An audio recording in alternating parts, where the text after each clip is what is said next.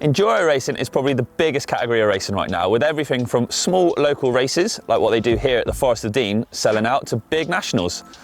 The Enduro World Series, well, that takes us to some incredible places and we get to see some amazing riders and racing taking on the world's best. The bike industry seems to be sort of moulding itself to this new form of racing as well. Bikes are becoming more aggressive, more capable, and a lot of the time more affordable as well. This is being reflected in the trails that we race on.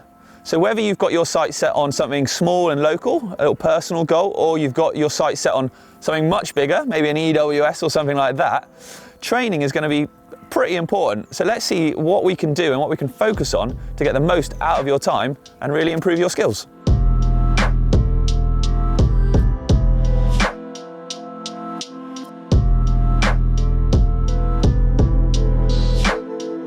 So let's be realistic. A lot of us these days are pretty restricted with our time and only have so much of it we can dedicate to training.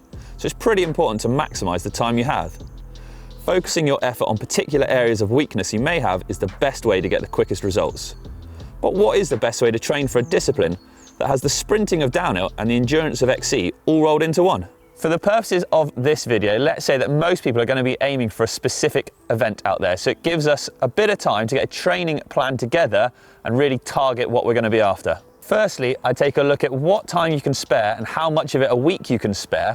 This will help you really nail down what you can try and stick to and plan out properly. Once you've decided how much time you've got, we can then really sort of dig a bit more in depth into our plan and decide what needs to go in there, whether it's specific to yourself or specific to the event that you're going to do.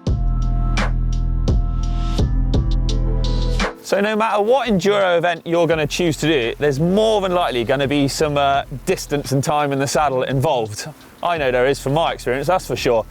So building up some solid base miles through the winter is going to be really helpful at laying down some foundations for any other future fitness work you're going to be doing, like sprints, for example.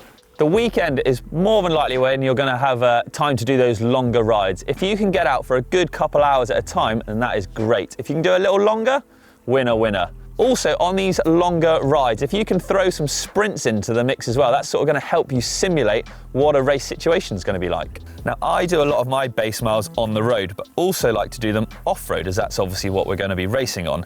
Using a heart rate monitor, or even better, a power meter, can really help you regulate and monitor what you're doing and push up other factors that affect fitness, such as VO2 max and lactate threshold. Now let's take a look at what I think is probably most likely to benefit you in a race situation, and that, I think, is sprints. Now, if you live in the UK, an enduro race stage is probably going to be about 2 to 4 minutes long. If you're one of our viewers lucky enough to be in the big mountains, you're looking at 4 minutes minimum, I'd say. Having a solid sprint is really going to help you save those precious seconds, as an enduro stage is essentially one big interval session.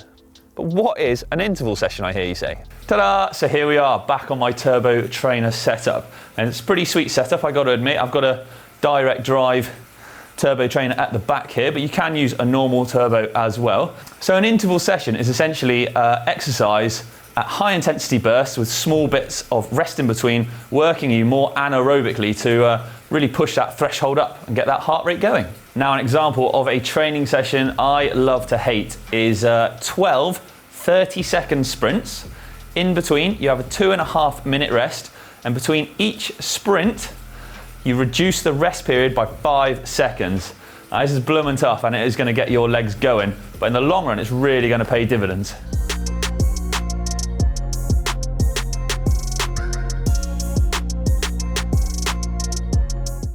Okay, that was a tough session.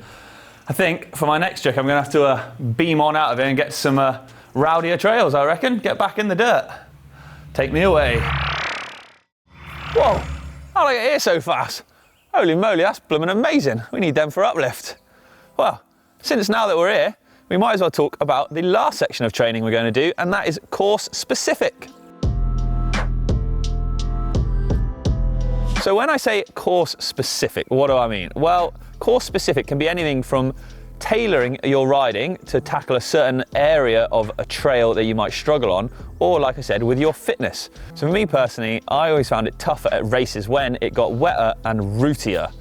It was always an area that gave me grief. So what I would do is incorporate into my local rides, my training rides. I'd find the wettest, rootiest, gnarliest sort of root garden I could, and I'd just hit it a couple of times. That way it would just build up my confidence and my skills so that when I got to it in a race situation again, I had no problem tackling it. That way my confidence would grow, as would sort of my skills and muscle memory when hitting a section.